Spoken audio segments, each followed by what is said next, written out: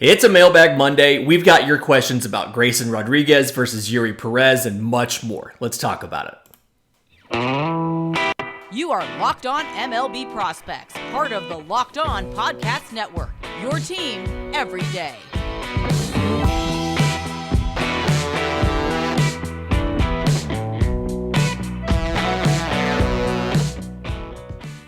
Yes, welcome on in to Locked On MLB Prospects, your home for all things minor league baseball. I'm your host, Lindsey Crosby, baseball writer and podcaster. Thank you for making this your first listen every single day. And as we do every Monday, entire show is solely from your questions, so let's get after it. First question comes from Greenlight on YouTube, and I don't typically read the questions verbatim, but I want to do that here because I think that there's two different questions being asked.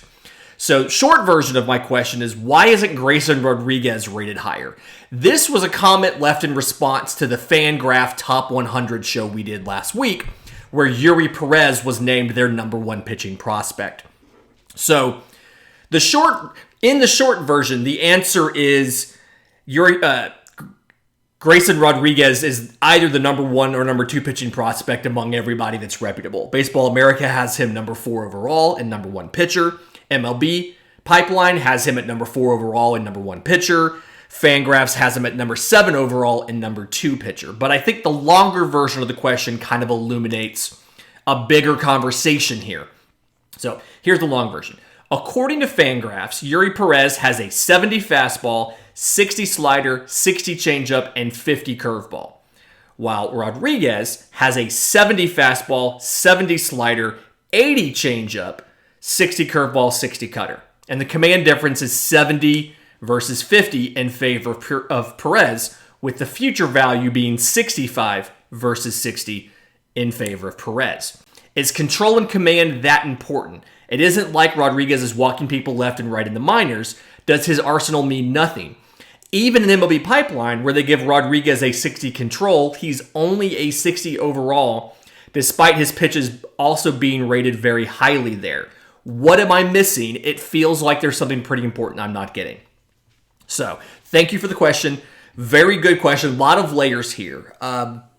Couple things to think about when you're looking at these pitchers is when you get this high in the rankings, you're really splitting hairs. And one of the things that I think a lot of us on this side who are consuming these scouting reports and these rankings forget about, and I'm guilty of this as well, is different people may be assigned to different players within the same ranking. So the person that saw Grayson Rodriguez and graded Grayson Rodriguez for Fangraphs, who went in person and scouted him and wrote the report, may legitimately think he is the number one pitching prospect in baseball, but the person that assembled the ranking or whoever had final edits say thought Yuri Perez was. So possibility there, something we don't always talk about, and I think that we kind of, as consumers of prospect rankings, I think we forget sometimes. This show's probably the only place where you'll find rankings that are done solely by one person, and you can tell because I get things wrong. The second part of it is both these guys missed time with injury, right? But Grayson Rodriguez missed more time and had a more severe outing. So he only got 69 2/3 innings in AAA this year. Now, very, very good in 14 games, 69 2/3 innings, 2.20 ERA with 97 strikeouts to 21 walks and only gave up 2 home runs. So very good 14 games in AAA, but only got 14 games. And specifically missed a lot of time late in the season as people were assembling the rankings, as people were figuring out the end of season re-rates, where to put everybody. So I can understand it being a little bit lower because you didn't get that last chance to evaluate a guy in person.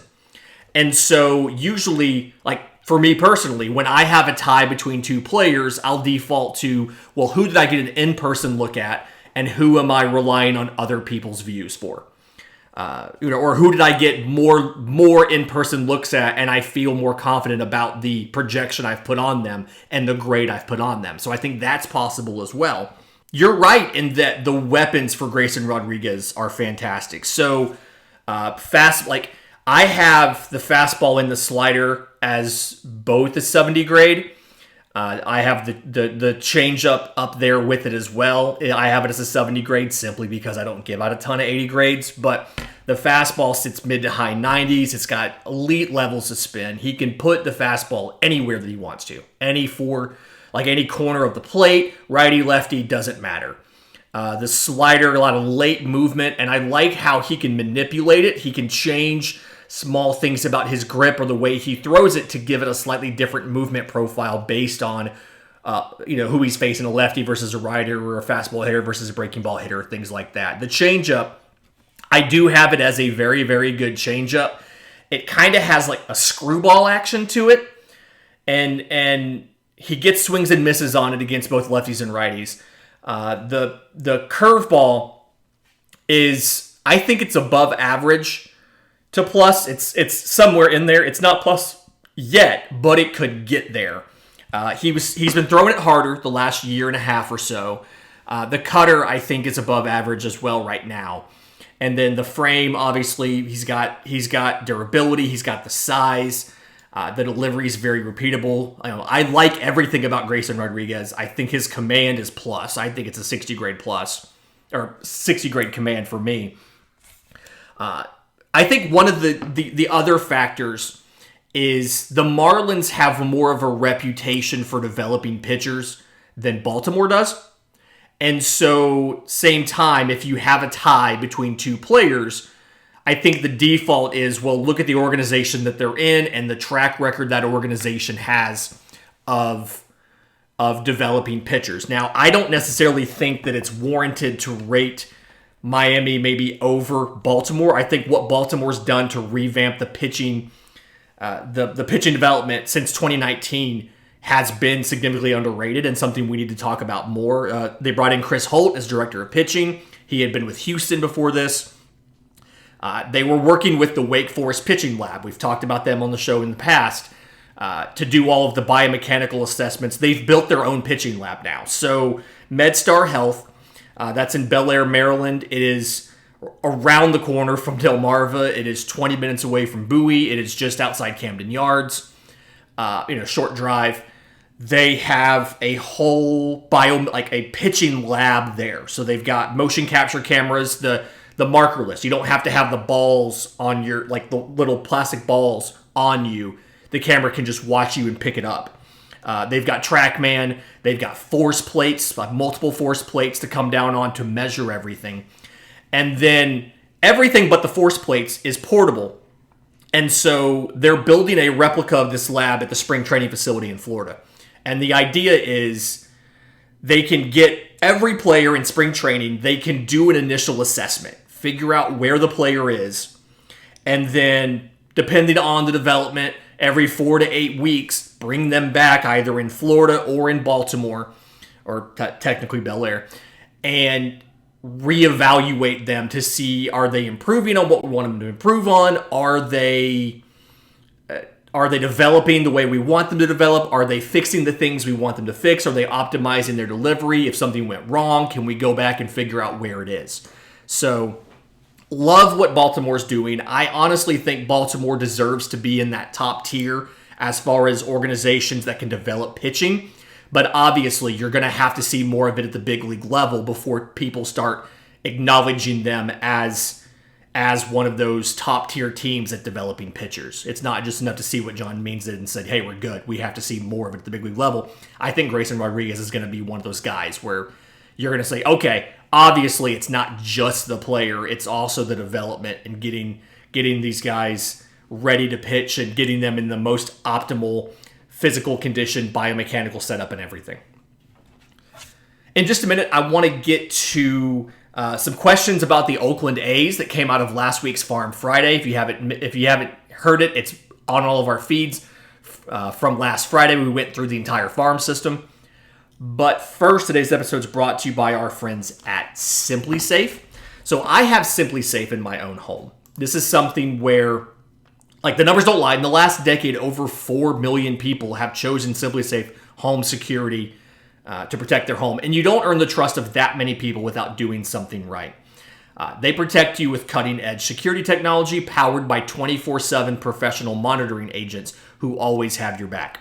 So I love it because the cutting-edge security technology, the professional monitoring agents, they all mean you get service that's different from a typical alarm company. I have a house with 3 different entries between in the garage, front door, back door, and then I have a walkout basement. Every door is wired. I have cameras and, facing all of the doorways and doorbell camera and everything. And I had a day where the back door, it's double doors, the back door broke. Like a piece literally fell out of the door and the door opened.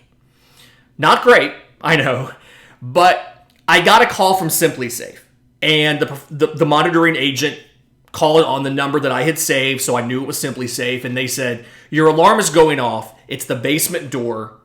We haven't seen anybody go in the house. Something popped off the door and then it swung open. We can see out the door. There was nobody there. We think, do you want us to call the police or not? And I told them, no, I think it's fine. I drove home, fixed the door, closed the door, made sure it was going to stay shut. And I didn't have to worry about the police being called to my house. But SimpliSafe used their advanced response technology to visually confirm that there was not a break-in in my home. So I didn't need high-priority police dispatch. I could just go home and take care of it myself. So if you want all of this technology and you want the ability to protect your home, customize the perfect system in just a few minutes at SimpliSafe.com/LockedOnMLB. You'll get 20% off your SimpliSafe security system when you sign up for an interactive monitoring plan, and you'll get the first month of monitoring free. That's SimpliSafe.com/LockedOnMLB to learn more. There's no safe like SimpliSafe. Okay, couple questions about the Oakland A's. And before I get into the questions, a guy that I didn't have a chance to get to on the show that I kind of regret not getting to is Lawrence Butler. So Lawrence Butler, really interesting prospect to me. 6'4", 185. He was a 2018 6th rounder out of high school, Westlake High School in Atlanta, that same school that's produced so many big league players.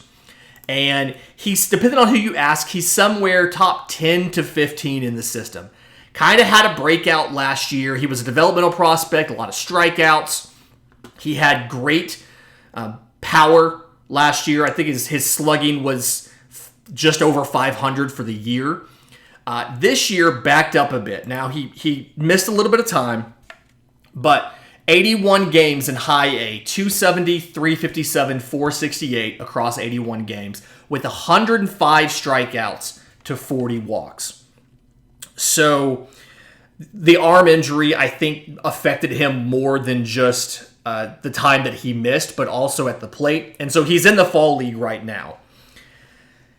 Interesting prospect because there's a lot of developmental paths here. He's got plus speed, fantastic raw power, but super long levers, and he's got a lot of swing and miss in the swing because of how much work he has to do to get the bat in the zone because his arms are so long and all of that. So I think, one, defensively, he's played first base, he's played outfield, he's played at all 3 outfield spots. I see him settling into a corner with a fallback of first base. He's good enough to play in the outfield. But on offense, swing and miss is the biggest issue. I mean, 105 strikeouts in 81 games. But it's not pitch discernment. He has a relatively low percentage of swings. He's not just going up there and swinging at everything. His issue is almost entirely mechanical. He needs to simplify the swing mechanically so that he can get the bat into the zone quickly and keep it there for longer. So he's at the Arizona Fall League. He's showing off some of the plus defense, and the versatility that he has, but he's also fine-tuning the approach and the setup and the swing. And so far, as of Sunday morning, he's doing pretty good. 8 games, 292, 406, 667, 2 home runs, 5 extra base hits, and 6 walks to 3 strikeouts. So again, very small sample size, 8 games, but the offensive changes, the swing changes that he kind of put in place while he was rehabbing and later in the season this year are looking so far like they're paying off. And so he's got a ton of promise if you can fix the swing and miss. And he's always going to be one of those players that's going to strike out 20% of the time. But the goal is to keep it at once a game. Keep it just over once a game. Don't let it get to where it's 105 strikeouts in 80 games. So I like Lawrence Butler. I'm excited that he's in the AFL. And I want to see him put together a healthy 6 weeks and pitch well. John on YouTube had a couple questions about other guys in the system that we didn't have a chance to get to in the show. He gave us 4 names, so kind of rapid fire. Shortstop Robert Puwalson, who was a 2019 IFA. He actually tied with Jason Dominguez as the biggest bonus given in that class. He got like $5 million. Went to the alternate site in 2020 and then appeared in 2021. So he's super toolsy, right? He has a lot of physical tools. He's just incredibly raw. So his swing is very much like an uppercut swing. It doesn't spend enough time in the zone. And so he swings and misses a lot because the bat's just literally not in the zone at the same time the ball is. And when he does connect, because the bat's moving at a very steep angle, he's often hitting over the ball when he's inducing ground balls. His ground ball rate was very, very high. He's got holes on it. The defense needs work. He's got a plus arm. He's got good range because he's got good speed, but he has to learn the muscle memory of what a professional ground ball at short looks like so that he can make the play. He has the tools. He just has to actually internalize all of that and make the play. He really struggled. He had about 55 games this year in low A Stockton because of injury. Really kind of struggled. 185, 243, 255, 2 home runs, 10 extra base hits, 5 of 9 on stolen bases. I think it's something where he spent some time, he spent like 30-something games in rookie ball. I look for him to go back and do that again next year. Start off in rookie ball and then get more time in low A. Because again, tons of tools, super toolsy. It just hasn't quite panned out yet. Pedro Pineda, number 11 prospect in the system, 2021 IFA. Another one of those young guys who was only 18 this year, so he got 42 games at Stockton, 188, 306, 333. 4 home runs, 10 extra base hits, 77 strikeouts. Just another guy, plus raw power, really long swing. And so has to work on cutting down the length of it. He did some work on it. We need to see some more. Get the swing to be shorter. He's got a plus arm. He's got plus speed, above average arm. I think that defensively he can stick in center field. Another guy, young, very raw, needs more time to see a big league fly ball so he can work on the reads and routes and reactions. If he physically develops more, he's 6'1", 170. If he physically puts on a little bit too much weight as he's trying to add strength, he may end up having to move to a corner. But I think that he can profile and right, given the power and given the arm. It's just he has to acclimate to the big league game and simplify what he's doing with his swing. Incredibly raw, one of the higher ceilings. Both these guys have tons of power. They just have to figure it out as far as contact ability. And reminder, they're very young. Paulson's 19, Pineda's 18. So they've got time to do this. Brian Buelvis, 2018 IFA, he's an outfielder. He needs development to find the right contact power balance. It's something where he's got good power. He has contact ability, but he almost sells out too much for power and racks up the strikeouts without actually getting the power. He was in high A Lansing for about 70 games, 195, 265, 352, 7 home runs, 22 extra base hits. Another guy who he has to find the balance. I think maybe selling out for home run power isn't the best decision. When I watch him, I think I'd like him better as like a gap guy. Put a ball in the gap, use your athleticism and your speed to take extra bases, And then when you're playing in a hitter's park, or there's a good wind behind you, or you've physically matured a little bit more, there's a chance to go out there and have more power production, but kind of aim for gap power right now, so that you can bring the average up and wait to see if some of the home run power develops. So that's kind of the issue here with Buelvis, is there's no carrying tool. Everything is average to above average. Nothing is exceptional. And so if you don't hit for average, the power is not going to carry you. So don't sell out for the power. Focus on the average. Put them in the gap. And let's see if we can develop the power naturally with physical development. In just a minute, I want to get to a question via email that I actually missed last week about Livan Soto for the Angels and his big league call-up right here on Locked on MLB Prospects. And we're back. So, listener Tyler McDuffie sent an email, and I missed it last week, so I apologize for that, but we're getting to it today. And he asked about Livan Soto, shortstop for the Angels, was an international free agent, actually by the Braves, and part of the Braves' international sanctions. He was given free agency and then signed by the Angels. But he asked, given his big league debut this year and kind of what he's done, does he make the top 30 next year? I think he does. I have him towards the back half of the top 20 right now. The book on Livan Soto, 2016 IFA, I didn't get the year right. The book on Livan Soto has been great defense, can probably play multiple positions in the infield, doesn't have the foot speed to play in the outfield, and then offensively, I think his power ceiling's a bit limited. So 119 games this year in Double-A Rocket City, 281, 379, 362, 6 home runs, 24 extra base hits, 71 walks to 102 strikeouts, 18 to 26 on stolen bases. He got called up towards the end of the year, spent 18 games at the big league level playing shortstop and second base.